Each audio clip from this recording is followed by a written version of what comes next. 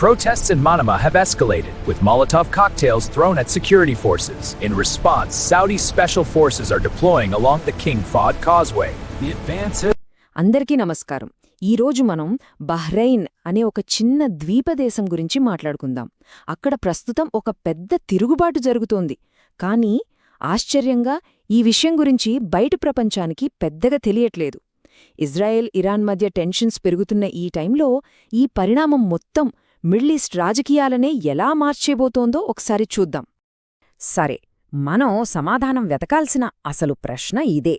పక్కదేశంలో ఏదో తిరుగుబాటు జరుగుతుంటే సౌదీ అరేబియా తన సైన్యాన్ని ఎందుకు పంపింది? ఇదేదో చిన్న జోక్యం కాదు. దీని వెనుకున్న అసలు రాజకీయ వ్యూహాలేంటో ఇప్పుడు వివరంగా చూద్దాం. ఓకే, మొదటి సెక్షన్లోకి వెళ్దాం. అగ్నిగుండం లాంటి ఒక ద్వీపం. అసలు ప్రస్తుతం బహ్రెయిన్లో ఏం జరుగుతోంది, అక్కడ వీధుల్లో పరిస్థితులు ఎంత సీరియస్గా ఉన్నాయో చూద్దాం. ఇదేదో చిన్న నిరసన అనుకుంటే పొరపాటే. దేశ జనాభాలో సగానికి పైగా, అంటే దాదాపు 60% మంది ఏకంగా ప్రభుత్వాన్ని పడగొట్టాలనే లక్ష్యంతో రోడ్ల మీదకొచ్చారంటే ఆలోచించండి. ఇది ఒక పూర్తిస్థాయి తిరుగుబాటు. బాంబులు, పెట్రోల్ బాంబులతో సెక్యూరిటీ ఫోర్సెస్ మీదే దాడులు చేస్తున్నారంటే వాళ్ల కోపం ఏ స్థాయిలో ఉందో అర్థం చేసుకోవచ్చు. మరి వీళ్ల డిమాండ్లేంటి? అవి చాలా క్లియర్గా ఉన్నాయి. 1, ఇప్పుడున్న సున్నీ రాజు ప్రభుత్వాన్ని దించేయాలి. 2, దేశంలో ఉన్న అమెరికా సైనిక స్థావరాల్ని, ముఖ్యంగా వాళ్ల 5వ నౌకాదళాన్ని వెంటనే దేశం విడిచి పంపేయాలి. ఇక 3, అమెరికాకు బద్ధశత్రువైన ఇరాన్కు ఓపెన్గా సపోర్ట్ ఇవ్వాలి. ఈ డిమాండ్లు చూస్తే అర్థమవుతోంది, ఇది కేవలం దేశంలో మార్పుల కోసం కాదు, మొత్తం మిడిల్ ఈస్ట్ రాజకీయ ముఖచిత్రాన్నే మార్చేసే ప్లాన్ ఇది. ఇప్పుడు మనం రెండో భాగానికి వచ్చాం. అమెరికా వాహక నౌక. అసలింత చిన్న ద్వీపదేశం వరల్డ్ స్టేజ్లో ఎందుకు ఇంత ఇంపార్టెంట్? దాని స్ట్రాటజిక్ ఇంపార్టెన్స్ ఏంటో ఇప్పుడు కాస్త లోతుగా చూద్దాం. ఈ ఒక్క వాక్యం చాలు బహ్రెయిన్ ప్రాముఖ్యత ఏంటో చెప్పడానికి. పర్షియన్ గల్ఫ్కి మధ్యలో, ఇరాన్కి చాలా దగ్గరగా ఉండటం వల్ల ఇరాన్ మీద నిఘా పెట్టాలన్నా, అవసరమైతే దాడి చెయ్యాలన్నా అమెరికాకు బహ్రెయిన్ ఒక పర్మనెంట్ బేస్ లాంటిది. అందుకే అమెరికాకి ఇది చాలా చాలా ముఖ్యం. ఇక్కడ అమెరికా సైనిక ఉనికి ఏ రేంజ్లో ఉందో చూడండి. ప్రపంచంలోనే అత్యంత పవర్ఫుల్ అయిన అమెరికా 5 నౌకాదళం హెడ్ క్వార్టర్స్ ఇక్కడే ఉంది. అంతేకాదు 34 దేశాల సైనిక కూటమికి కూడా ఇదే సెంటర్ పాయింట్. ఎప్పుడు దాదాపు 5,000 మంది అమెరికన్ సైనికులు ఇక్కడే ఉంటారు. సో ఇది కేవలం ఒక బేస్ కాదు, పర్షియన్ గల్ఫ్లో అమెరికా పవర్కి ఇదొక సింబల్. 3వ భాగం, విడిపోయిన ఒక రాజ్యం. అసలు ఈ తిరుగుబాటికి కారణమేంటి? అది బయటిది కాదు, బహ్రెయిన్ సమాజంలోనే లోతుగా పాతుకుపోయిన ఒక సమస్య. దాని గురించే ఇప్పుడు తెలుసుకుందాం.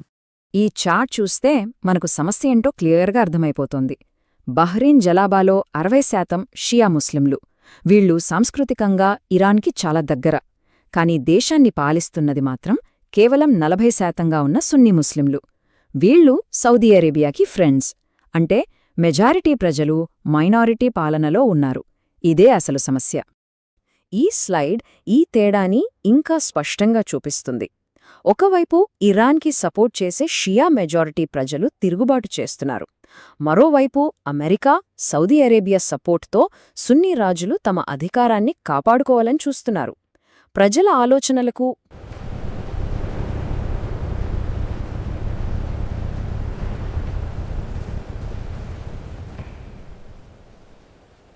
తేడాని ఇంకా స్పష్టంగా చూపిస్తుంది. ఒకవైపు ఇరాన్కి సపోర్ట్ చేసే షియా మెజారిటీ ప్రజలు తిరుగుబాటు చేస్తున్నారు. మరోవైపు అమెరికా, సౌదీ అరేబియా సపోర్ట్తో సున్నీ రాజులు తమ అధికారాన్ని కాపాడుకోవాలని చూస్తున్నారు. ప్రజల ఆలోచనలకు, పాలకుల పాలసీలకు మధ్య ఉన్న ఈ గ్యాపే ఇప్పుడు ఈ సంక్షోభానికి కారణం. ఇప్పుడు ఈ గొడవలో డైరెక్ట్గా తలదూరుస్తున్న బయటి శక్తులు, అంటే సౌదీ అరేబియా, అమెరికా పాత్ర గురించి చూద్దాం. అసలు వాళ్లెందుకు ఇందులో ఇన్వాల్వ్ అవుతున్నారో తెలుసుకుందాం. ఇక్కడ మనం చూస్తుంటే చరిత్ర మళ్లీ రిపీట్ అవుతోంది.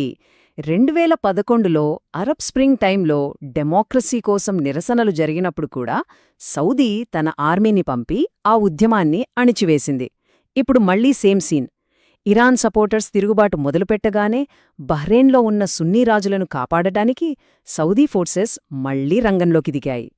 ఈ సౌదీ అధికారి మాటలు మిడిల్ ఈస్ట్లో మారుతున్న ఈక్వేషన్స్కి ఒక పెద్ద ఉదాహరణ.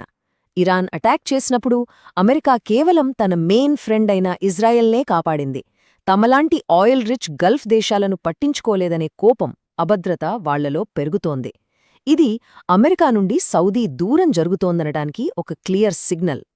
ఇక్కడ అమెరికా పరిస్థితి చాలా ట్రిక్కీగా ఉంది. ఒకవైపు ఏమైనా జరగొచ్చనే భయంతో తమ పౌరులను అక్కడ్నుండి ఖాళీ చేయిస్తోంది. మరోవైపు ఒకవేళ బహ్రెయిన్ కంట్రోల్ తప్పిపోతే ఆ ప్రాంతంలో దానికి మరో ఆప్షన్ అంటే ప్లాన్ బి లేదు. దీంతో అమెరికా ఏం చెయ్యాలో తెలియని పరిస్థితిలో పడింది. సరే, ఇక చివరిగా ఈ సంఘటనల వల్ల కలిగే పెద్ద ఇంపాక్ట్ ఏంటి? అసలు ఇవి బయట ప్రపంచానికి ఎందుకు తెలియట్లేదు? దీని వెనుక ఒక పెద్ద కథే ఉంది. ఇది చాలా ముఖ్యమైన పాయింట్. బహ్రెయిన్లో ఇంత జరుగుతున్నా వెస్టర్న్ మీడియా దీని అస్సలు కవర్ చెయ్యట్లేదు. ఈ మీడియా సైలెన్స్ వెనుక కారణమేమై ఉంటుంది? ఈ స్లైడ్ ఒక చాలా సీరియస్ ప్రశ్నను లేవనెత్తుతోంది. బహుశా తెరవెనుక మిడిలీస్ట్లో పవర్ బ్యాలెన్స్ అమెరికాకు వ్యతిరేకంగా మారుతోందేమో. ప్రపంచంలో అమెరికా పవర్ తగ్గుతోందనే నిజాన్ని బయటకి తెలియకుండా దాచిపెట్టడానికే వెస్టర్న్ మీడియా ఈ సైలెన్స్ని ఒక ఆయుధంగా వాడుతోందా? చివరిగా ఈ ప్రశ్నతో ఈ అనాలిసిస్ని ముగిద్దాం. ప్రపంచంలో ఒక ముఖ్యమైన మార్పు జరుగుతున్నప్పుడు దాని గురించి మనకెవరూ చెప్పకపోతే దాని పర్యవసానాలు ఎంత తీవ్రంగా ఉంటాయి? రిపోర్ట్ చేయబడని ఇలాంటి సంఘటనలు మన భవిష్యత్తును మనం ఊహించని విధంగా ఎలా ప్రభావితం చేస్తాయో ఒకసారి ఆలోచించండి.